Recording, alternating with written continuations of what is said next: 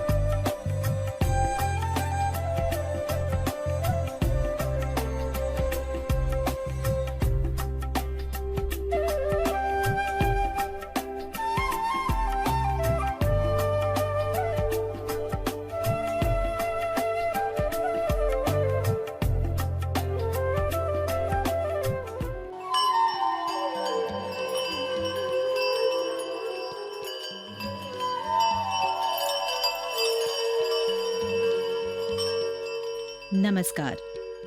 जब कोई यात्रा केवल दूरी तय करने के लिए नहीं, बल्कि आत्मा छूने के लिए की जाती है, तब वह साधारण यात्रा नहीं रहती, वो एक तीर्थ बन जाती है। मुंबई के छत्रपति शिवाजी एयरपोर्ट से शुरू हुई हमारी ये नेपाल 4 धाम यात्रा अब धीरे धीरे हिमालय की गोद में प्रवेश कर चुकी थी। लंबी उड़ान, थकान भरी प्रतीक्षा और फिर नेपाल की धरती पर पहला कदम, सब कुछ जैसे एक नई आध्यात्मिक कहानी की शुरुआत थी। लेकिन ये तो केवल शुरुआत थी, असली यात्रा अब शुरू होने वाली थी। पहाड़ों के बीच, कठिन रास्तों के बीच और भीतर की श्रद्धा के बीच।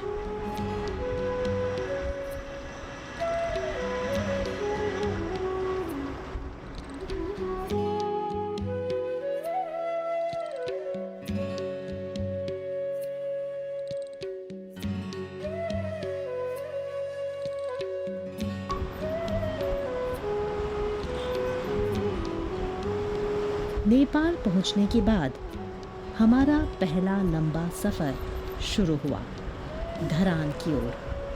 बसें धीरे धीरे पहाड़ी रास्तों पर आगे बढ़ रही थी। थकान थी, लेकिन मन में उत्साह और भक्ति की ऊर्जा उससे कहीं अधिक मजबूत थी। कई घंटों की यात्रा के बाद हम पहुंचे धरान के गजुर होटल में। वहाँ ये महसूस हुआ कि शरीर थक चुका है, लेकिन आत्मा अभी भी यात्रा के लिए तैयार है।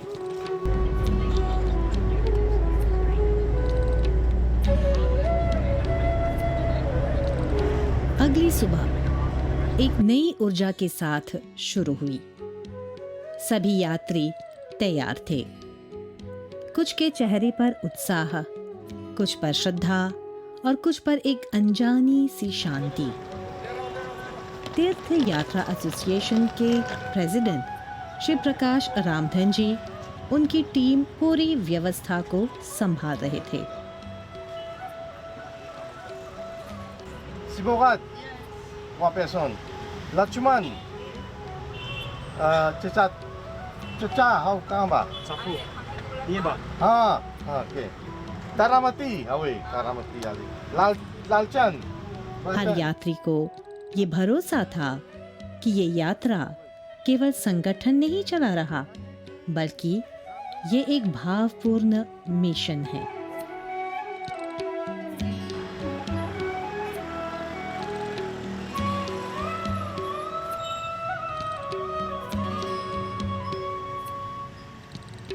आज से हमारी यात्रा शुरू होने वाली है। हम लोग पहाड़ों में जाएंगे, मंदिरों में जाएंगे, भगवान का नाम लेंगे, भजन करेंगे, गाड़ी में अच्छे अच्छे गीत गाएंगे और सब मिलके एक परिवार जैसा हम लोग चलेंगे।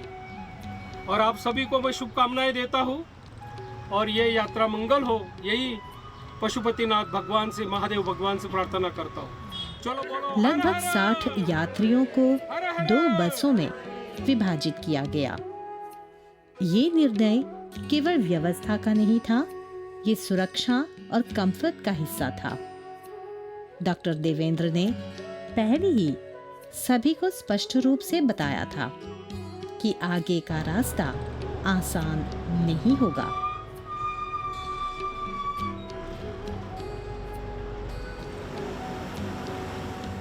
पहाड़ी मोड़, निर्माण कार्य, भारी ट्रक और संकरीय सड़कें, ये सब हमारी परीक्षा लेने वाले थे। और वास्तव में जैसे जैसे बस आगे बढ़ी, रास्ता और भी कठिन होता गया। धूल, ऊंचाई और अनिश्चित मोड़, सब कुछ एक नई अनुभूति। लेकिन कठिन रास्तों के बीच भी भक्ति की धारा नहीं रुकी। बस के अंदर कभी भजन शुरू हो जाते तो कभी शांत प्रार्थना, और फिर चाची जीतन ने गणपति भजन शुरू किया। सभी भजन का मौन रसास्वादन कर रहे थे।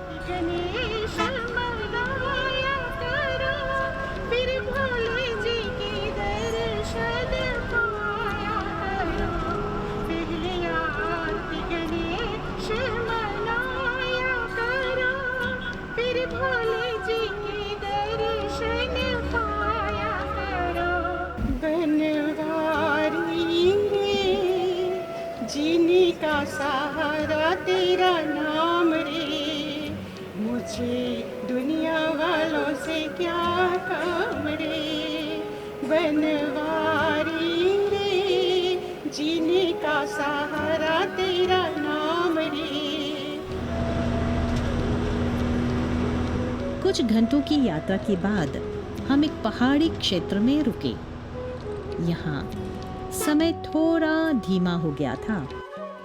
किसी ने चाय ली, किसी ने चुपचाप पहाड़ों को देखा और किसी ने बस शांति को महसूस किया। नमस्ते आप सभी को। हम हिंदू महातीर्थ यात्रा पर हैं और मुंबई से अभी हम नेपाल पहुंच चुके हैं। और यहाँ का जो स्थान है एक ऊंचाई वाली जगह पर है, सिकरे नाम है इस जगह का। और पहला ब्रेक लिया हुआ है। अब देख सकते हैं कि मेरे पीछे कितने यात्रीगण ठहरे हुए हैं और 5 मिनट बाद हमारी जो यात्रा है जारी रहेगी। हमारे साथ जुड़े रहिए इस नेपाल की यात्रा में, जहाँ पर हम कितने पवित्र स्थल, जो धार्मिक स्थल हैं, उनकी यात्रा करेंगे। थोड़ी देर प्रकृति की गोद में पुष्पित पल्लवित आकर्षक फूलों को देखकर यात्रा जारी रखी गई। इसी यात्रा में हमारे साथ डॉक्टर अलका भी थी, कनाडा से अपनी दूसरी यात्रा पर। उन्होंने बस में एक डिवोशनल फिल्मी गीत गाकर पूरे माहौल को भावनात्मक बना दिया। एक बने करो प्रभु, एक बने सब, एक हसब का ही नाता। राधा मोहन शरणम सत्यम शिवम सुंदरम।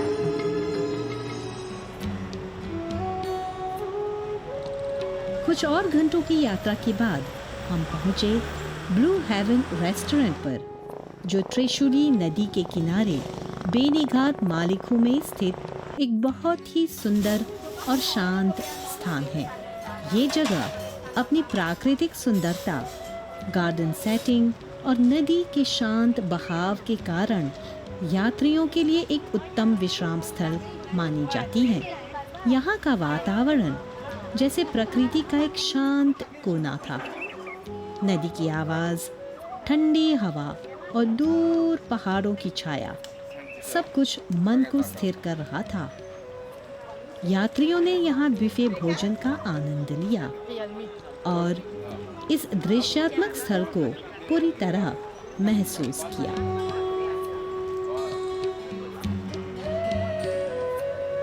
नदी के उस पार दो लड़के दिखाई दिए। एक पानी भर रहा था, दूसरा शायद भोजन की तैयारी कर रहा था। उनकी सरलता और संघर्ष दोनों ही जीवन का एक अलग सत्य दिखा रहे थे।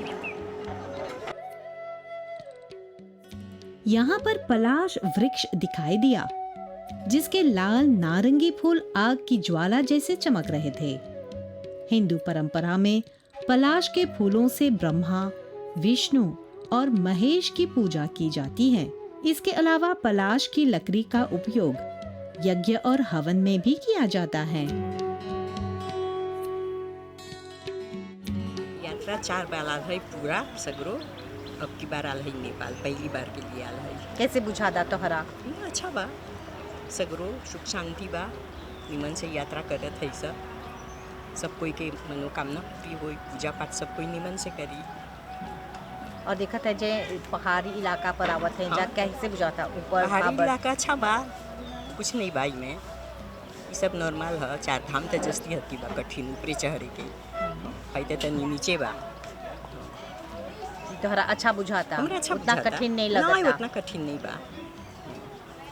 सब कोई के प्रार्थना पूरा हो जाए, सब कोई आलबा प्रार्थना करे निमन से। कहाँ के हवा? ओस्टिया के।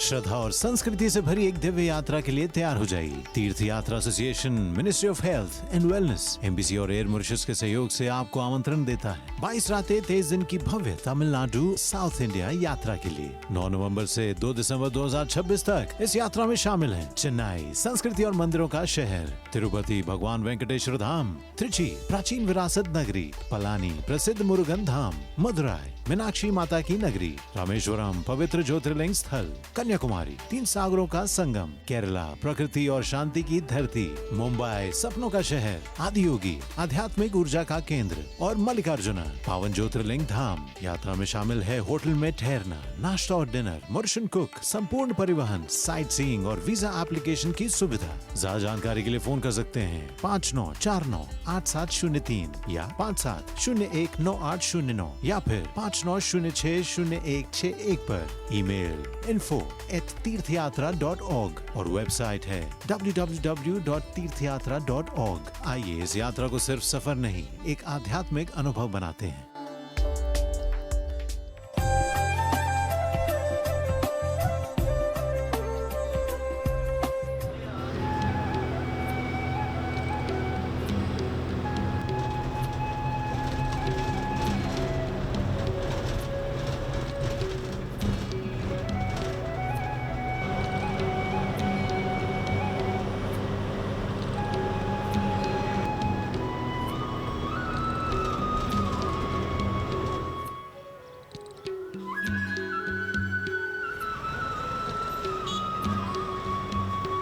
अब हमारी यात्रा का सबसे महत्वपूर्ण पड़ाव सामने था।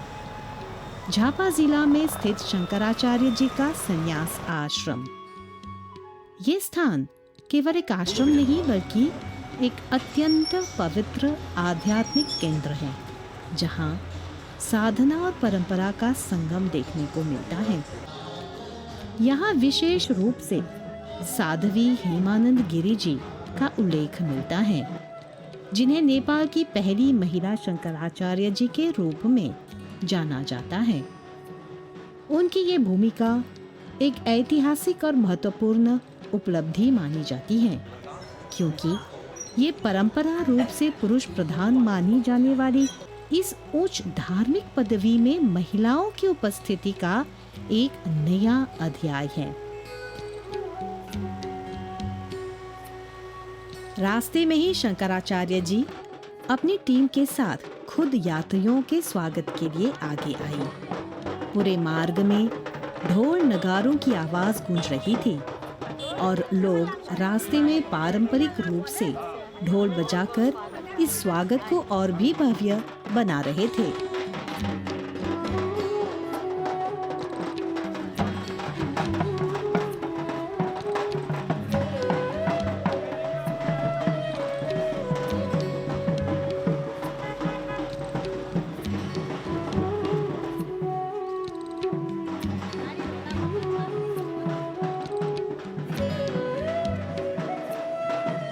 आश्रम पहुंचने से पहले ही वातावरण पूरी तरह बदल चुका था। –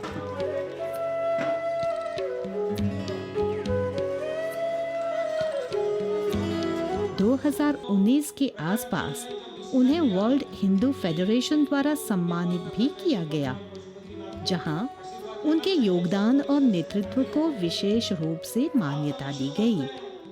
ये केवल एक सम्मान नहीं था, बल्कि सनातन परंपरा में महिला आध्यात्मिक नेतृत्व की एक नई पहचान का प्रतीक भी बना।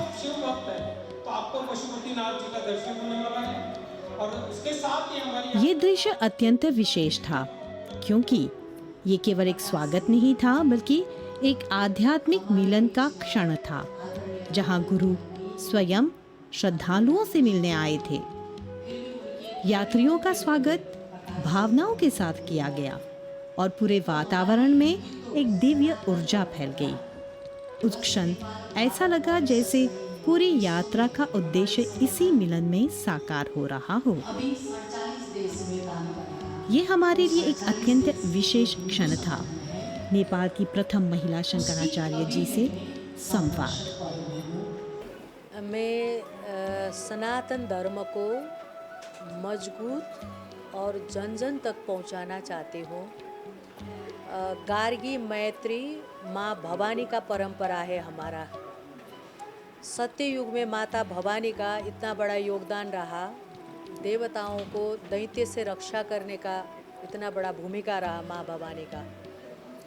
तो उसके बाद गार्गी मैत्री का युग आया।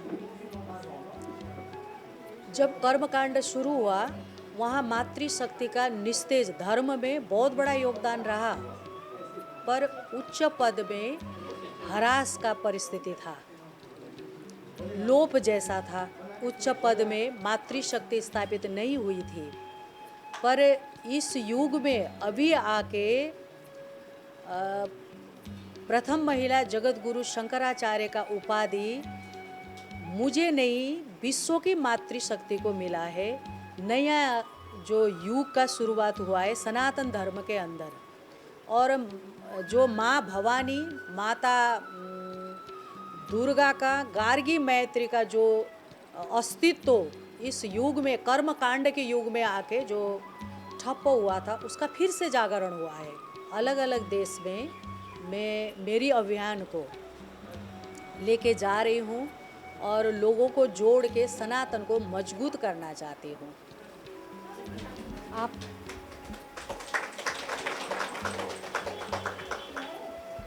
आप इतने देशों की यात्रा आपने की, ऐसी कौन सी चीज़ है जो आपको कॉमन लगा है? मॉरिशस, आप लोगों ने मॉरिशस में युवाओं को इतना अच्छा शिक्षा दिए हैं, संस्कार दे के आप लोगों ने पालन पोषण किए हैं कि वो लोग मंगल महादेव के सावन महीना में पूरे महीना भर युवा कावड़ लेके, बहुत बड़ा बड़ा वो घड़ा लेके, कावड़ लेके वो चलते रहते हैं। तो भोजन पानी की व्यवस्था, आवास की व्यवस्था सब मिल के कर रहे हैं। वहाँ की मॉरिशस की सबसे सुंदर जो संस्कार आपने दिए हैं वो युवाओं में दिए हैं। युवा राष्ट्र का मेरुदंड है, तो युवा ही कमज़ोर पड़ गया है। युवा में ही सनातन धर्म का संस्कार और संस्कृति विचार प्रवाह नहीं हुआ तो हमारा जो सभ्यता है, ये परंपरा है, ये लोप होके जाएगा। तो मॉरिशस में उसको आपने बचा के रखे हैं, तो सबसे अच्छा काम मॉरिशस में हुआ है। आप मेरे पास आएंगे? आइए।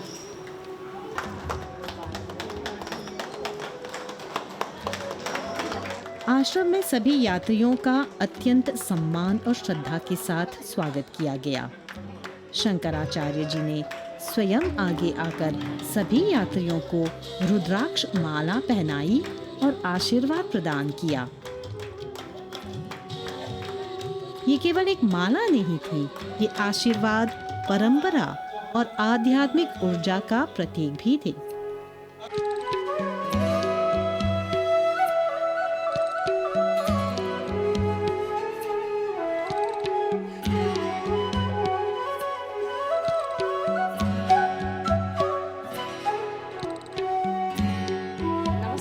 मेरा नाम है पूजा ताजपुरिया। रुद्राक्ष ये तो शिव का, हम तो शिव ही मानते हैं इसको, है ना। और हमारा नेपाल में यहाँ ये इसका पेड़ जो है ना, हमारा नेपाल में है। रुद्राक्ष का महत्व क्या है, या हमारा नेपाल में है, बहुत इसको हम मानते हैं। और इंडिया में तो थोड़ा थोड़ा मिलता होगा, लेकिन यहाँ हमारे जैसे कि आप यहाँ बड़ा छतर बोलते हैं, आप लोग शायद गए कि नहीं, वहाँ पर इसका रुद्राक्ष का वहाँ बगानी है, पेड़ बहुत से है। और जहाँ हमारा यहाँ गुरु जी का आश्रम मतलब घर है ना, पथरी, वहाँ पर भी है इसका पेड़, बहुत इसका महत्वपूर्ण है। माता जी है, बहनें हैं। स्थानीय लोगों से मिलना इस यात्रा का सबसे सुंदर हिस्सा था। उनकी मुस्कान, उनकी सरलता और उनका संगीत, सब कुछ दिल को छू लेने वाला था। आगे के जीवन और अभी अभी अभी क्या फर्क बा? पहले दुख जीवन बहुत था, अभी जीवन सुखी है। अभी नेपाल में, पहले नेपाल में दुखी था बहुत। घूंघट लगाते हैं यहाँ पे, लगाते, अभी भी लगाते हैं? नहीं लगाते हैं अभी। एक पहले लगाता था, पहले, अभी कल्चर बहुत आगे बढ़ रहे हैं। अब आगे का जनरेशन है वो दूसरा टाइप का है। अभी तो हमारा शादी हुई है तो हमारा लेवल में नहीं लगाते हैं, और माँ की लेवल में लगाते होगी शायद। एक लोकगीत सुना सकते हैं मुझे? लोकगीत। हामी गरौँ प्रभुसँग प्यार, अमृत बर्सिन्छ,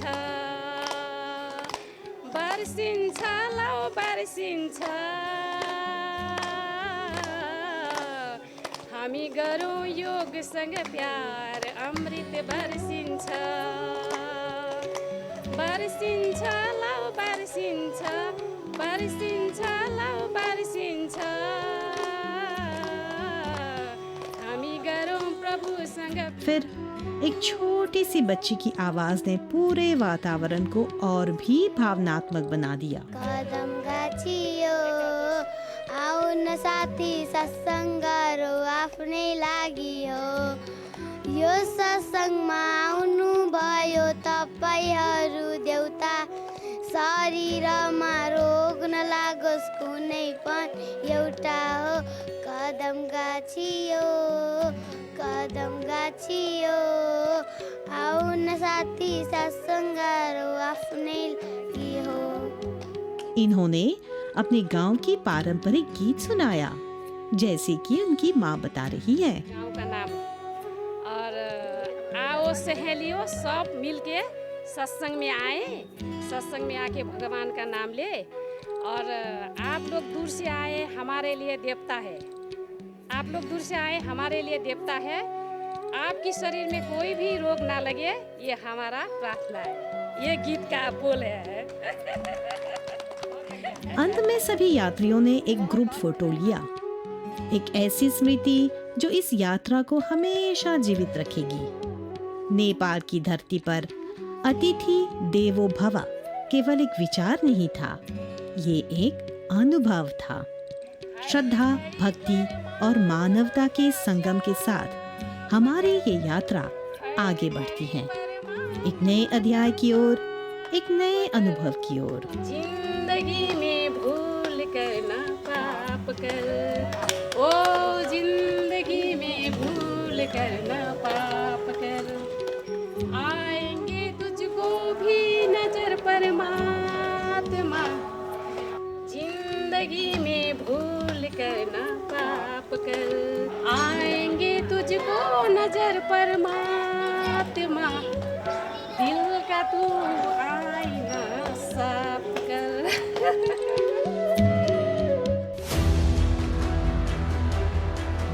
हर हर महादेव। 16 सितंबर 2026 से 15 अक्टूबर 2026 तक जुड़ जाइए एक पावन, दिव्य और आत्मा को स्पर्श करने वाली यात्रा से। चलें उस धरा पर जहां हर कदम पर मिलता है आशीर्वाद। हिमालय में स्थित ज्योतिर्लिंग धाम केदारनाथ, भगवान विष्णु की पावन तपोभूमि बद्रीनाथ, माँ गंगा का पवित्र उद्गम स्थल गंगोत्री, यमुना मैया का दिव्य धाम यमुनोत्री, गंगा आरती और मोक्ष की नगरी हरिद्वार, प्रभु श्री राम की जन्मभूमि पावन अयोध्या, राधा कृष्ण प्रेम और भक्ति भूमि वृंदावन, काशी विश्वनाथ और मोक्ष नगरी वाराणसी, योग, तप और गंगा तट ऋषिकेश, शांत हिमालय आध्यात्मिक नगर उत्तरकाशी, और इस बारी इस यात्रा में शामिल भगवान शिव का पावन पर्वतीय धाम कार्तिक स्वामी। यह यात्रा है श्रद्धा, संस्कार और सनातन संस्कृति से जुड़ने का अवसर, जहां हर मंत्रोच्चार में है शांति, हर दर्शन में है आशीर्वाद और हर कदम पर मिलता है पुण्य। रिटर्न टिकट है मॉरिशस से, आरामदायक होटल में नाश्ता और रात्रि भोजन, वीजा आवेदन और संपूर्ण साइट सीइंग, सब कुछ शामिल। अगर आप भी बनना चाहते हैं इस पुण्य यात्रा का हिस्सा, तो इंतजार मत कीजिए, अभी फोन कीजिए 59498703 या 57019809 या 59060161 पर, या ईमेल भी कर सकते हैं info@tirthyatra.org, या वेबसाइट पर भी जा सकते हैं www.tirthyatra.org। आइए धर्म, आस्था और आत्मिक शांति की इस पावन यात्रा में शामिल होकर जीवन को बनाइए धन्य। हर हर महादेव। जय श्री राम।